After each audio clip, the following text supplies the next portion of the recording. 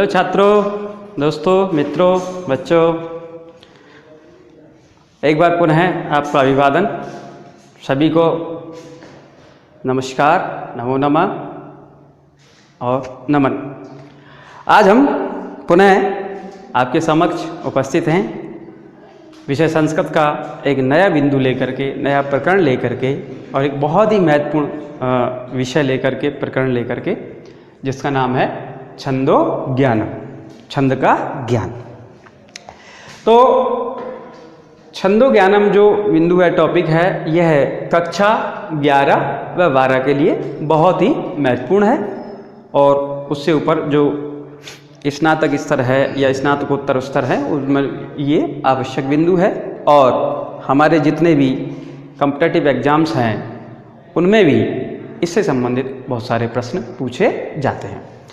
तो आज हम आपके सामने फिर इस बिंदु को लेकर के इस पर चर्चा करने जा रहे हैं। तो आप ध्यान से समझेंगे, हमें आशा ही नहीं पूर्ण विश्वास है कि आप के समक्ष जो भी वीडियो प्रस्तुत किए जा रहे हैं, जो भी चर्चाएं की जा रही हैं, आप उनका बहुत अच्छी तरीके से उनको वॉच कर रहे हैं, देख रहे हैं और उसमें से कुछ सीखने का प्रयास कर रहे हैं। और निश्चित रूप से आप यदि सीखते हैं हमारे छोटे से प्रयास से तो हमें बहुत ही प्रसन्नता होती है। तो देखिए दोस्तों, छंद, जैसा कि हमने आपके समक्ष सबसे प्रथम जो वीडियो था संस्कृत साहित्य का इतिहास, उसमें इस बिंदु पर थोड़ी सी चर्चा की थी, क्योंकि वैदिक साहित्य के अंतर्गत वेदांग का परिचय आपको दिया गया था और वेदांग के अंतर्गत जो वेदांग है, एक वेदांग के रूप में छंद की भी गणना की जाती है। वहाँ पर हमने आपको छंद की चर्चा की थी। तो छंद क्यों आवश्यक है ये हमने वहाँ समझाया था, फिर भी एक बार पुनः समझ लें, क्योंकि हमारा जो वैदिक साहित्य है वह पूर्ण रूप से पदबद्ध है, छंदबद्ध है, या कह सकते हैं कि वह गेय है। इसलिए वहाँ पर उसके अंतर्गत कौन कौन से छंद हैं या उसकी छंद विधान को जानने के लिए छंदों की आवश्यकता पड़ती है। तो इसी के अंतर्गत हम आज छंद जो बिंदु है, प्रकरण है, उसके विषय में विस्तृत चर्चा करने जा रहे हैं। तो सबसे पहले छंद की हम परिभाषा देखते हैं कि छंद की क्या परिभाषा दी गई है। यास्क जी ने, निरुक्तकार जो यास्क हैं, उन्होंने इस छंद शब्द की व्युत्पत्ति की है। क्या? छंदः छादनात् छंदासी छादनात् वा। ये दो परिभाषा है, समान है, पर्यायवाची के रूप में है। अर्थ क्या है कि छादनात्, कि जो छंद है वो काव्य को या रचना को क्या कर लेता है? आच्छादित कर लेता है, पूर्ण रूप से ढक लेता है। इसलिए उस छंद को उसको क्या कहा जाता है? छंद कहा जाता है। अर्थात छंदासी छादनात्, अर्थात आच्छादन करने के कारण ही इसे छंद के नाम से अभिहित किया गया है। तो एक छोटी सी परिभाषा है यश के द्वारा। इसके बाद हम आगे बढ़ते हैं। हाँ, एक चीज और आती है, क्योंकि छंद एक वैदिक उपक्रम है, अर्थात वेदांगों के अंतर्गत इसकी गणना की जाती है। तो वहां पर छंद को वेदों का पैर कहा गया है, अर्थात चरण कहा गया है। जैसी कि ये परिभाषा है, छंद है पादौ तु वेदस्य, अर्थात जो छंद हैं वो वेद के क्या हैं? पाद हैं, पैर हैं। अर्थात वेदों में छंदों की कितनी महत्ता है, इसका जो वर्णन है इस उक्ति के द्वारा किया गया है। तो दो बातें हो गई, छंद की परिभाषा और छंद की महत्ता। अब हम आगे चलते हैं कि जो छंद शास्त्र है, इसके विभिन्न विद्वानों ने अनेकों नाम बताए हैं, अनेकों नामों से इसको पुकारा है, अभिहित किया है। जैसे छंद शास्त्र के जो अन्य नाम हैं वो हैं छंदो विचिति, छंदो अनुशासनम, छंदो विवृति। इस प्रकार छंद को या छंद शास्त्र को इन अन्य नामों के द्वारा भी जाना जाता है। तत्पश्चात हम जब आगे बात करते हैं, चर्चा करते हैं कि छंद से संबंधित कोई ग्रंथ हमारे साहित्य में है अथवा नहीं है, तो इसके लिए हम बताना चाहेंगे आपको कि छंद शास्त्र का जो उपलब्ध ग्रंथ है वो एकमात्र उपलब्ध ग्रंथ है जिसका नाम है छंद शास्त्रम। जिसका नाम क्या है? छंद शास्त्रम।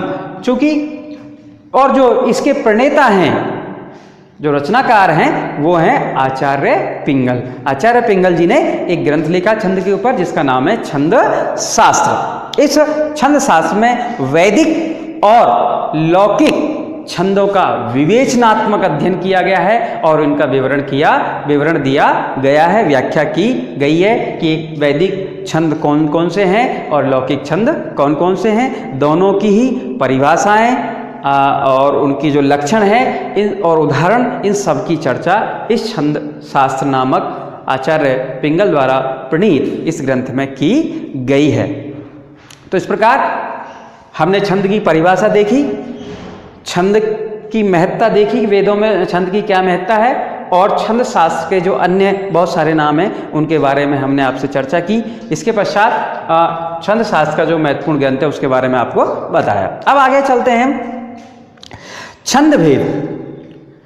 छंद की परिभाषा के बाद क्या आता है? छंदों के भेद, अर्थात छंद के भेद कौन कौन से हैं। तो इसके बारे में हम आपको बताएंगे कि छंद को जो भेद है वे इस प्रकार हैं कि लौकिक छंदों के दो भेद होते हैं। अपने जो लौकिक छंद हैं वो दो प्रकार के हैं। वैदिक छंद हैं जो अनेकों प्रकार के हैं, लेकिन लौकिक छंद दो प्रकार के हैं। कौन कौन से हैं? वर्ण छंद अर्थात वृत्तम वा, वर्ण छंद या वृत्त और वर्ण छंद एक ही चीज है और इसी को ही क्या कहा जाता है? वार्णिक छंद कहा जाता है। इसी को क्या कहा जाता है? वार्णिक छंद कहा जाता है, वर्ण छंद को ही या वृत्तम को। और दूसरा भेद है अपना मात्रिक छंद जाति वा। मात्रिक छंद जिसे जाति भी कहते हैं और ये मात्रिक छंद है। यहाँ पर यह जानना आवश्यक होगा कि वर्ण छंद अर्थात जो वार्णिक छंद है, इस छंद में वर्णों की गणना होती है।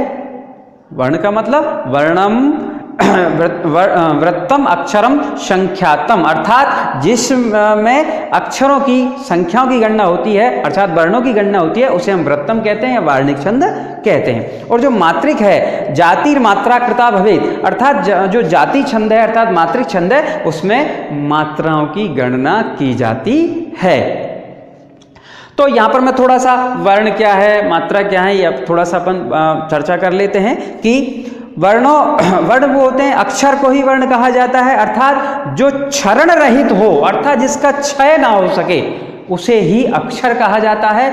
और व्याकरण शास्त्र में अक्षर वह कहलाता है या वर्ण वह कहलाता है जो व्यंजन स्वर से युक्त होता है उसी को हम वर्ण या अक्षर कहते हैं। और स्वर या उस व्यंजन को जिसमें स्वर हो उसी को वर्ण या अक्षर कहा जाता है। तो ये आपको बताया। और मात्रिक छंद मात्रा क्या होती है? जब वर्णों के उच्चारण जो काल होता है जितना समय हम लेते हैं उस काल को मात्रा कहा जाता है। तो इस प्रकार से ये दो छंद हैं, दो प्रकार के छंद हैं। आगे हम चलते हैं, इसके पश्चात आता है अच्छा मात्राएं जो तीन प्रकार की होती हैं।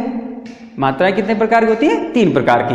ह्रीश्व दीर्घः प्लुतः, ह्रीश्व दीर्घः प्लुतः अर्थात जहाँ पर एक जिस वर्ण के उच्चारण में एक इकाई का समय लगे वो ह्रीश्व वर्ण होता है और जिसमें दो इकाई का समय लगे अर्थात दुगना समय लगे ह्रीश्व से वह दीर्घ मात्रा होती है। और जिसमें तिगुना समय अर्थात ह्रीश्व इकाई से 3 गुना समय लगे जिसके उच्चारण काल में वह प्लुत स्वर कहा जाता है। तो ह्रीश्व और दीर्घ से तो हम लगभग परिचित हैं। तो यहां पे थोड़ा सा मैं बताना चाहूंगा ह्रीश्व और दीर्घ क्या है। ह्रीश्व अर्थात ह्रीश्व का मतलब एक इकाई का जिसमें समय लग रहा है वह ह्रीश्व होता है। जैसे ए ई उ और री और लिरी ये जो वर्ण है वो ह्रीश्व हैं। इनको उच्चारण काल में एक इकाई का समय लगता है इसलिए ह्रीश्व वर्ण है। और इसके पश्चात दीर्घ, दीर्घ का मतलब जिसको बोलने में दोगुना समय लगे जैसे आ ई उ। और इसी प्रकार प्लुत, प्लुत में प्लुत को यहाँ पर इस चिन्ह से दर्शाया जाता है जैसे हमने लिखा आ तो इस प्रकार से ये प्लुत हो जाता है। अब हम आगे चलते हैं, छंद पर वापस आते हैं। पादः, छंद के लिए जो आवश्यक चीज है वो क्या है? पाद है। पाद का मतलब होता है चरण। पाद माने चरण। तो यह यहाँ पर यह जानना आवश्यक होता है कि एक छंद में 4 पाद या 4 चरण होते हैं। कितने होते हैं? 4 चरण।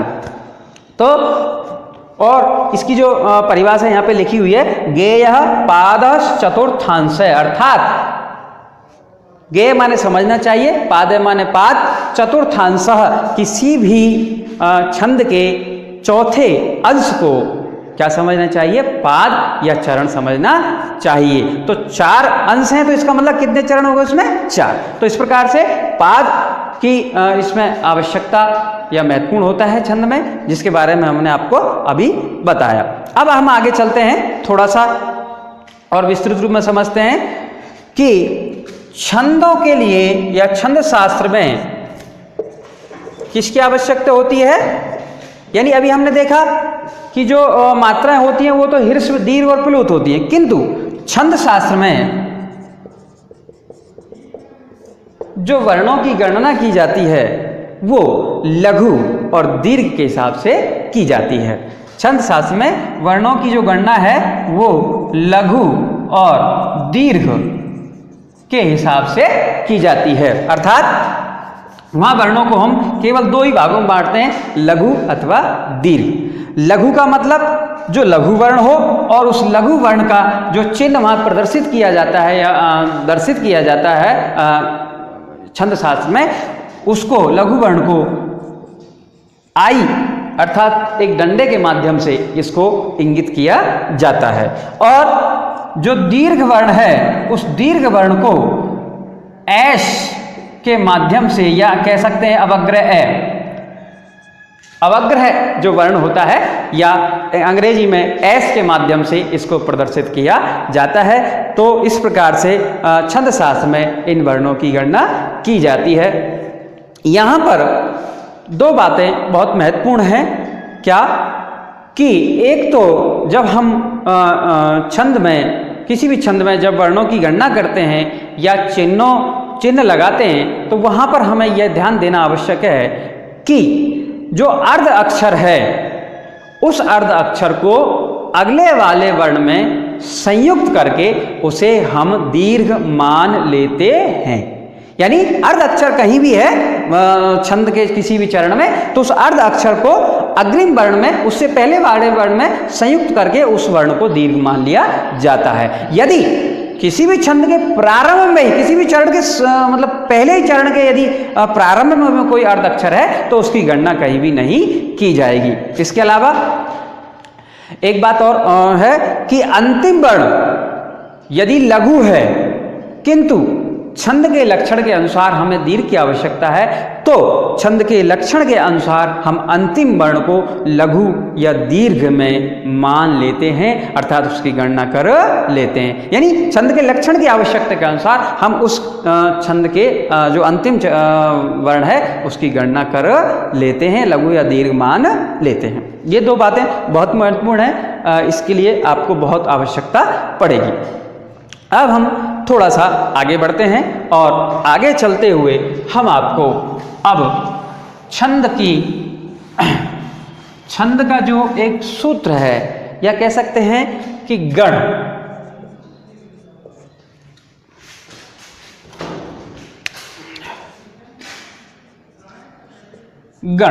गण का मतलब होता है समूह, और छंद शास्त्र के अंतर्गत गण से तात्पर्य है 3 वर्णों का समूह।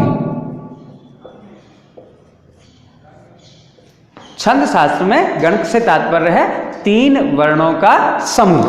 तो देखिए, तो हमारे छंद शास्त्र में गण होते हैं, और गण होने के कारण ही अपन छंद शास्त्र को बहुत भली अच्छी तरीके से समझ सकते हैं। तो देखिए, संस्कृत में या छंद शास्त्र में एक गण विधायक सूत्र है। क्या है? गण विधायक सूत्रम, अर्थात गणों का, अर्थात इन समूहों का विधान करने वाला, नियम देने वाला एक सूत्र है, और वह क्या है? या माता राज भान सलगा। इसको यदि आपने अच्छे से समझ लिया तो मैं समझता हूं आपका जो छंद साथ संबंधी बिंदु है यह पूर्ण रूप से आपको समझ में आ जाएगा। तो देखेंगे अपन इसका तात्पर्य क्या है, क्या मतलब है, थोड़ा हम इस पर ध्यान देंगे। जब आता राजभान सलगा, इसमें जितने भी वर्ण हैं उन वर्णों के हिसाब से गणों का नामकरण किया गया है। जैसा मैंने आपको बताया गण, गण का मतलब समूह, और समूह भी कितना, 3 वर्णों का समूह। अपने संस्कृत छंद शास्त्र में 3 वर्णों के समूह को गण कहा जाता है। तो देखिए कैसे कैसे है ये। जैसे हमने पहला वर्ण लिया, कौन सा समूह बन गया, या, ये तो य, और इसके साथ गण, तो कौन सा गण बन गया ये, यगण। यानी प्रत्येक वर्ण को लेना है और उसके साथ गण शब्द मिलाना है तो वह उसी समूह का गण बन जाएगा। तो हमने ये लिया, ये से क्या बन गया, यगण। मैं से क्या बना, मगण। तै से क्या बना, तगण। उसके बाद क्या है, रे से क्या बना, रगण।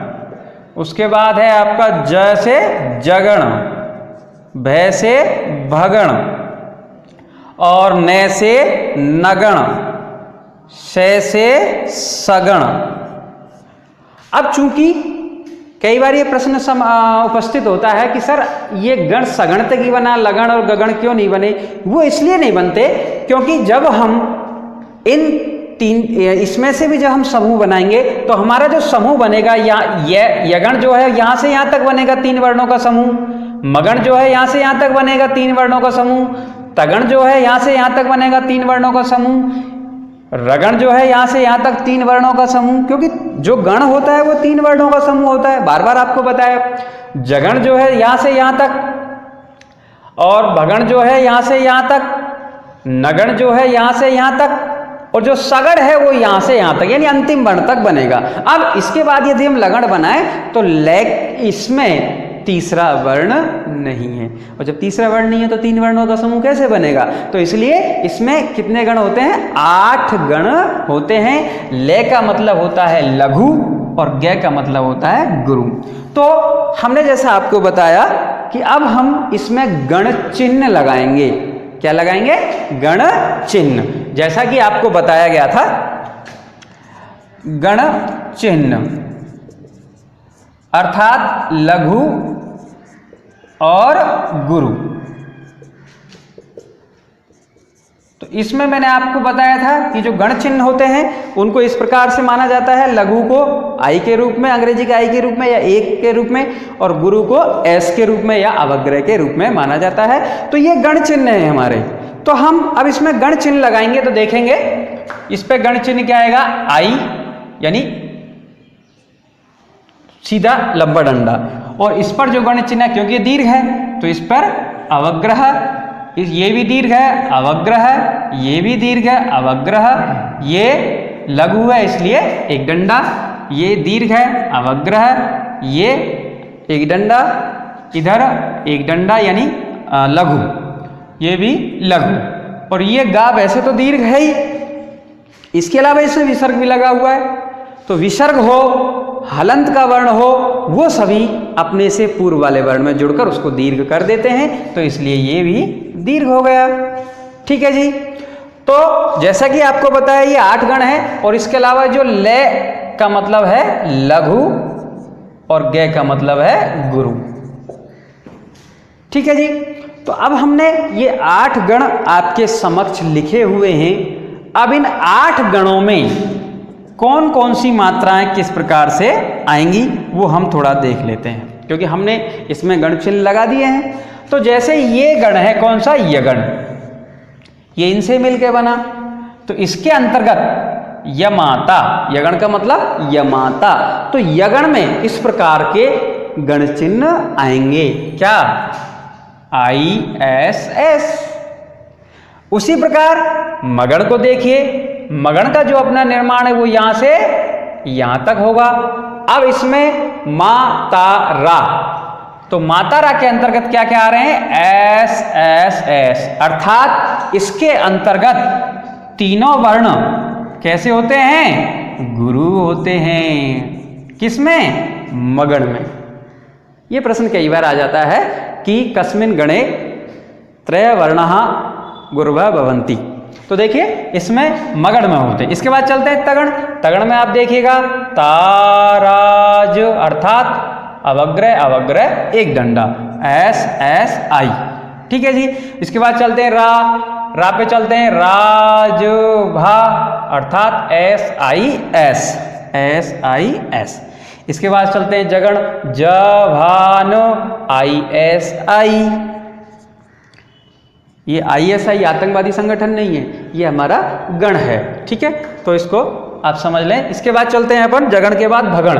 भगण का मतलब है भानस, भानस का मतलब SII। ठीक है जी। इसके बाद आता है आपका नगण, तो नसल, नसल का मतलब III। यह वह गण है जिसके तीनों वर्ण लघु होते हैं। जो नगण है इसके जो तीनों वर्ण हैं वो क्या होते हैं भैया, लघु। तीनों वर्ण लघु होते हैं। ठीक है जी। ये भी प्रश्न है, ये दोनों प्रश्न इंपॉर्टेंट हैं। कौन सा गण है जो गुरु, जिसके तीनों वर्ण गुरु होते हैं, और कौन सा गण है जिसके तीनों वर्ण लघु होते हैं। इसके बाद बचता अपना सगण, यानी सलगा, अर्थात IIS।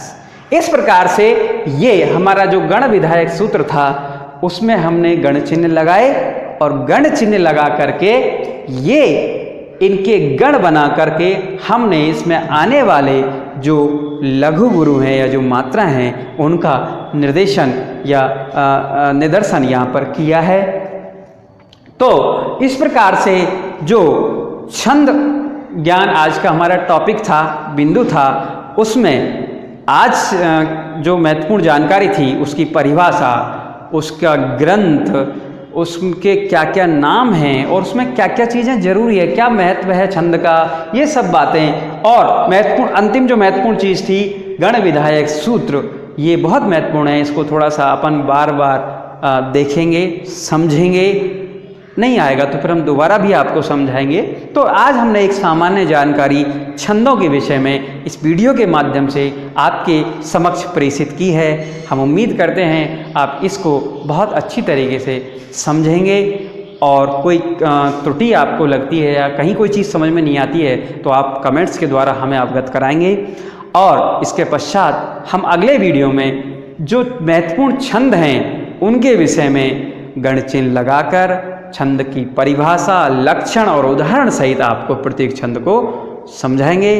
तो आज के लिए इतना ही, फिर मिलते हैं हम अगले वीडियो में छंदों की परिभाषा, लक्षण और उदाहरण के साथ। नमस्कार, नमो नमः।